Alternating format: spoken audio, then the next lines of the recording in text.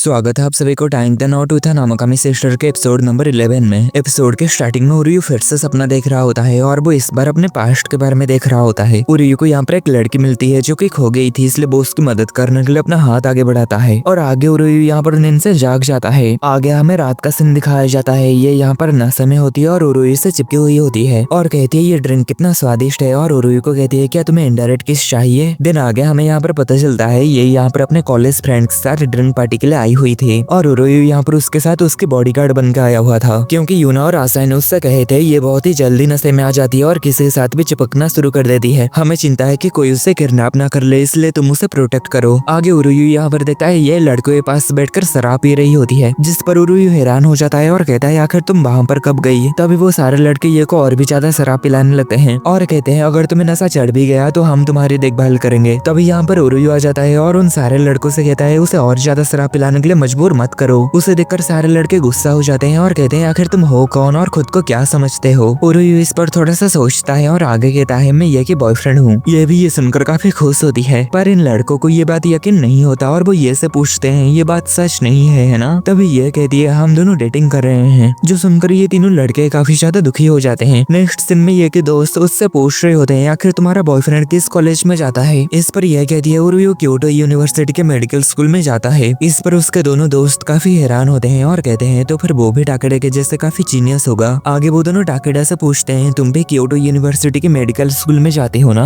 ये जानने के बाद उरियू की हालत यहाँ पर खराब होने लगता है। नेक्स्ट वो दोनों घर जाते समय उरियू यूना से पूछता है तुम एक असली क्योटो यूनिवर्सिटी के स्टूडेंट के सामने ऐसी झूठ कैसे कह सकती हो। ये इस पर कहती है अरे चिंता मत करो सब ठीक है। तभी टाकेडा यहाँ पर आ जाती है और कहती है नहीं कुछ भी ठीक नहीं है, तुम दोनों सच में एक बेवकूफ हो। उरियू उससे कहता है वो तो बस तब मजाक कर रही थी। आगे टाकेडा ये के पास जाकर उसे पानी पीने के लिए देती है। यहाँ पर ये उरियू को कहती है यह है माकोटो टाकेडा, ये मेरी बचपन से ही बेस्ट फ्रेंड है, मैंने उसे तुम्हारे बारे में पहले ही बता दिया है, इसलिए चिंता की कोई बात नहीं। उरियू इस पर कहता है तो फिर तुम्हें मुझे ये पहले ही बता देना चाहिए था ना। आगे वो टाकेडा से कहता है लगता है अब हम दोनों को ही ये को संभालना होगा। देन आगे वो टाकेडा से हाथ मिलाने के लिए जा रहा होता है, लेकिन तभी टाकेडा उसके हाथ को झटक देती है और उससे कहता है तुमने अभी अभी उसके घर में रहना स्टार्ट किए हो, पर क्या तुम्हें लगता है तुम उसके गार्डियन बन गए हो। मैं तो बस तब वहाँ पर तुम्हें घबराते हुए भी नहीं देख सका, तुम तो वहाँ पर बस एक डरपोकों की तरह बैठे रहे। जो पर्सन उसके बारे में इतना कम जानता हो वो उसकी बॉयफ्रेंड होने की दिखावा करने के भी लायक नहीं है। तुम समझ तो पाए ना मेरे फ्यूचर जूनियर। उरियू इस पर कहता है हाँ मैं समझ गया मेरे फ्यूचर के सीनियर। नेक्स्ट ये दोनों घर जाते समय ये उरियू को कहती है आज आने के लिए शुक्रिया। उरियू उससे कहता है माफ करना कि मैंने झूठ बोला कि मैं तुम्हारा बॉयफ्रेंड हूँ। ये कहती है कोई बात नहीं, ये बहुत ही मजेदार था। और आगे कहती है मैं हैरान हूँ कि एक असल के बॉयफ्रेंड होना ऐसा महसूस होता है। उरियू कहता है क्या तुम पॉपुलर होने के बाद भी तुम्हारा एक भी बॉयफ्रेंड नहीं है। ये इस पर कहती है नहीं मेरे बहुत सारे हैं। जो सुनकर उरियू काफी हैरान होता है। ये आगे कहती है मेरे पास ऐसे बहुत सारे कैंडिडेट्स है जिससे मैं शादी कर सकती हूँ, पर हालांकि मैं उनसे कभी भी नहीं मिली। उरियू सोचता है लगता है ये काफी ज्यादा नशे में है और आगे वो ये से कहता है अगर और कभी जरूरत पड़ी तो मैं तुम्हारा बॉयफ्रेंड होने की नाटक कर सकता हूँ, क्योंकि मैं चाहता हूँ कि तुम खुश रहो। ये इस पर कहती है तुम बहुत ही अच्छे हो, तुम्हारा शुक्रिया। और आगे उससे कहती है पर तुम अभी ऐसे पर्सन नहीं हो जो कि मुझे खुश कर सके। उरियू ये सुनकर काफी हैरान होता है। तभी ये कहती है मेरा मतलब तुम मेरे लिए इनफ खाना नहीं बनाते जिससे मुझे भूख लगती है। नेक्स्ट हम देखते हैं उरियू यहाँ पर ये को लेके घर आ चुका था। आगे वो जब अंदर जाता है तो उसे एक पर्स मिलता है। तभी उरियू को एक पास्ट का सीन याद आ जाता है। उरियू को यहाँ पर एक लड़की मिलती है जो कि खो गई थी। ये उस लड़की को शांत करने के लिए एक कैफे खरीद के लाके उसे देती है और उसी समय उरियू ये के पास इस पर्स को देखा था। आगे उस छोटी बच्ची के मॉम डैड यहाँ पर आ जाते हैं और अपनी बेटी को पास जाने के बाद वो इन दोनों को थैंक यू कहते हैं। आगे ये दोनों घर जाते समय ये उरियू को कहती है वो लड़की बहुत ही खुशकिस्मत थी कि वो तुमसे मिली, क्योंकि तुम सभी की मदद करते हो। नेक्स्ट प्रेजेंट में उरियू कहता है ये तो ये की पर्स है। आगे उसे उस पर्स में से ये की लाइसेंस मिलती है, लेकिन आगे वो इसमें ये देखकर हैरान हो जाता है कि इसमें नाम रेको इचिचोजी लिखा हुआ था। और आगे उरियू सोचता है उसके नाम ये आमागामी के बदले रिको इचिचोजी क्यों रखा गया। नेक्स्ट रात में उरियू ये के रूम के बाहर आके कहता है मुझे तुमसे बात करनी है। देन आगे जब वो अंदर जाता है तो वो देखता है ये यहाँ पर नहीं होती। उरियू इस पर डर जाता है और सोचता है क्या ये आमागामी नाम का कोई पर्सन यहाँ पर था ही नहीं। तभी उसे ये की आवाज आती है और वो यहाँ कहीं पर जाने के लिए जिद कर रही होती है। तभी यहाँ पर उरियू आके कहता है तुम यहाँ पर इतनी रात क्या बकबक कर रहे हो। ये उरियू को कहती है क्या तुम मेरे साथ नाइट ट्रिप में जाना चाहोगे। उरियू कहता है क्या तुम अभी भी नशे में हो। ये कहते हैं मैं इतनी जागी हुई महसूस कर रही हूँ कि मैं बिल्कुल भी सो नहीं सकी, मैं सभी के साथ कहीं जाना चाहती हूँ। आशा ये कहती है क्या हम सुबह कहीं जा नहीं सकते।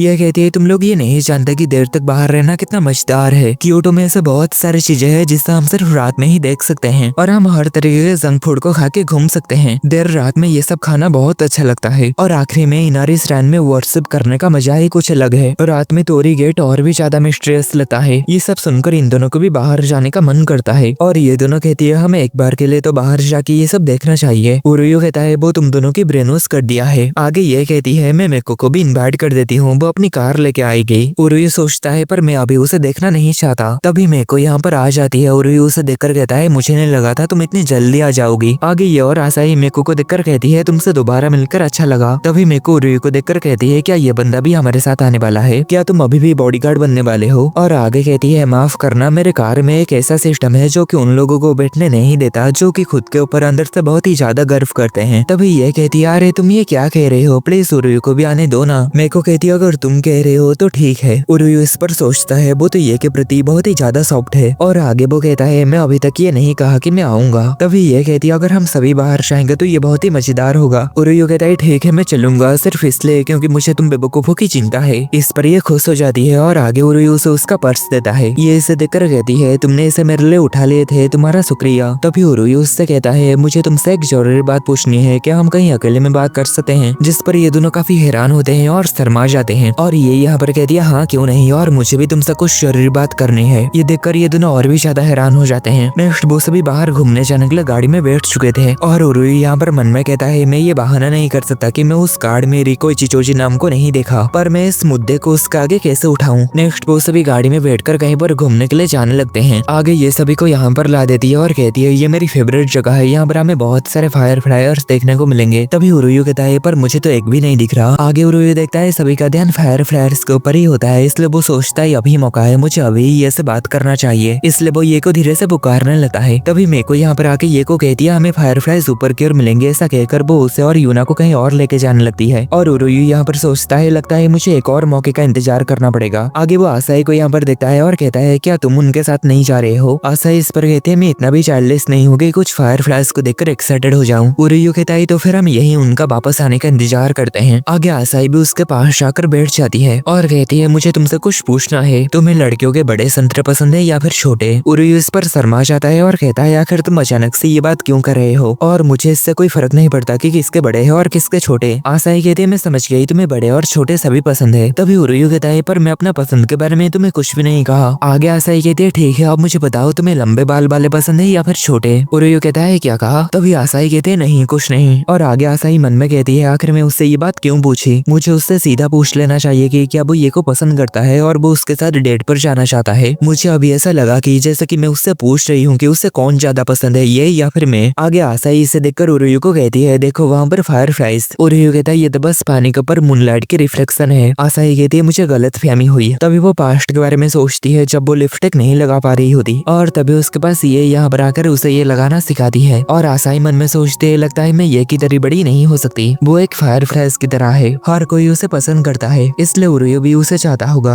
आगे वो उरुयु को कहती है चलो फायर फ्लाइज को ढूंढने के लिए चलते हैं। उरुयु कहता है फायर फ्लाइज सुंदर होते हैं पर मुझे यहाँ पर ये आमसी नजारा भी बहुत अच्छा लगता है। आगे यहाँ पर ये तीनों आ जाते हैं और कहते हैं हमें फायर फ्लाइज मिल चुके हैं, चलो साथ मिलकर उन्हें देखने के लिए जाते हैं। उरुयु यहाँ पर आसाई को फायर फ्लाइज देखने जाने के लिए कह रहा होता है लेकिन तभी वो देखता है आसाई यहाँ पर सो चुकी है। आगे उरुयु इशारा करके इन तीनों को बता देता है कि आसाई सो चुकी है, इसलिए ये तीनों उन दोनों के बिना ही फायर फ्लाइज को देखने के लिए चले जाते हैं। और हम यहाँ पर देखते हैं आसाई तो बस यहाँ पर सोने की नाटक कर रही थी, वो तो बस उरुयु के साथ और ज्यादा समय बिताना चाहती है। नेक्स्ट हम देखते हैं ये तीनों फायर फ्लाइज को देखकर काफी खुश हो रहे होते हैं। नेक्स्ट वो सभी नाश्ता खरीदने के लिए कन्वीनियंस स्टोर आ जाते हैं। मेको कहते हैं जो खरीदना है खरीदो, पैसा मैं दूंगी। इस पर आसाई और ये खुश हो जाती है और यूना सोचती है मुझे क्या खरीदना चाहिए। आगे मेको यहाँ पर उरुयु को कहती है पर मैं तुम्हें कुछ भी खरीद के नहीं देने वाली हूँ। देन वो सभी स्टोर के अंदर आके स्नैक्स खरीदने लगते हैं और उरुयु यहाँ पर ये को मैसेज करते हुए कहता है क्या हम अकेले में कहीं बात कर सकते हैं? तभी उरुयु देखता है मेको ये की फोन को स्विच ऑफ कर देती है। आगे हम यूना को देखते हैं जो कि इन आइसक्रीम को देख रही होती है। तभी उरुयु उसके पास आकर कहता है क्या तुम्हें आइसक्रीम चाहिए? यूना कहती है नहीं मैं तो बस यहाँ पर खड़ी हुई थी। उरुयु कहता है क्या तुम कुछ ना लेके खुद को अच्छा दिखाने की कोशिश कर रहे हो, पर ऐसा करने से दूसरों के लिए चीजें मुश्किल हो सकती है। इस पर यूना डिप्रेस हो जाती है और कहती है आखिरकार मैं दूसरों के लिए चीजों को मुश्किल बना रही हूँ। दिन आगे वो जाते हुए कहती है तो फिर मैं कोई भी छोटी मोटी चीजें खरीद लेती हूँ जिससे मैं उसे कोई भी मुश्किल में न डालूं। उसके जाने के बाद मेरे को यहाँ पर देखते हैं उरुयु यहाँ पर यूना के लिए आइसक्रीम खरीदता है। नेक्स्ट यूना यहाँ पर खरीदते हुए सोच रही होती है कुछ भी हो जाए मैं सेल्फिश नहीं हो सकती। नेक्स्ट वो जब स्टोर से बाहर आती है उरुयु उससे कहता है बस तुम बस इतना ही खरीदे। यूना इतने सारे चीजों को देखकर हैरान हो जाती है और कहती है आखिर तुम मुझसे कितना कुछ खरीदे। आगे वो इसे देखकर कहती है ये तो वही चीज है जो मैं खाना चाहते थे। उरुयु कहता है मैं तो इसे कुछ ज्यादा ही ला चुका हूँ, ये तो बहुत ही जल्दी ही पिघल जाएगा, तो क्या तुम इसे खाने में मेरी मदद करोगे। यूना इस पर हैरान होती है और आगे कहती है तो ठीक है, मैं इसे खाने में तुम्हारी मदद करूंगी। और आगे जब वो इसे खाती है तो उसे ये काफी ज्यादा पसंद आती है और उसे ऐसे मजे में खाते हुए देखकर उरुयु हंसता है। तभी यूना उरुयु को कहती है क्या हुआ, इतनी हंस क्यों रहे हो। उरुयु कहता है माफ करना, तुम्हारी बेवकूफी वाला चेहरा को देखकर मैं खुद को हंसने से रोक नहीं पाया। यूना इस पर शर्मिंदा हो जाती है और कहती है आखिर तुम मुझे देखकर हंस कैसे सकते हो, मैं तो यहाँ पर तुम्हारी मदद कर रही हूँ। और यहाँ पर ये तीनों भी उन दोनों को ऐसे देखकर खुश हो रहे होते हैं। आगे ये तीनों यहाँ पर आइसक्रीम खा रहे होते हैं और मेरे को यहाँ पर उरुयु को कह रही होती है तुम तो एक नरम दिल के इंसान हो, तुम अपने जेब से पैसा खर्च करके वो सब खरीदे और झूठ बोले कि मैंने वो सब खरीदा है। देन आगे वो उरुयु को जूस देने लगती है और आगे कहती है अगली बार मैं तुम्हारे लिए वही खरीदूंगी जो तुम चाहते हो। उरुयु इसे लेकर थैंक यू कहता है और आगे उससे कहता है क्या तुम रिको इचिचोची नाम जानती हो, लगता है तुम जानती हो, तो क्या इसलिए तुम मुझे ये से बात करने के लिए रोक रही थी। नेक्स्ट वो सभी घर जा रहे होते हैं और उरुयु यहाँ पर मेको की बात को ही सोच रहा होता है। मेको ने तब उससे कही थी कि मेरी बात मानो और इस बार में भूल जाओ, रिको इचिचोजी नाम का पर्सन अब एग्जिस्टेंस में नहीं है। आगे उरुयु ये की मैसेज को देखता है, ये मैसेज में कही थी नारिस्तान पहुंचने के बाद हम अकेले में बात करेंगे और इतने में ये एपिसोड खत्म हो जाता है।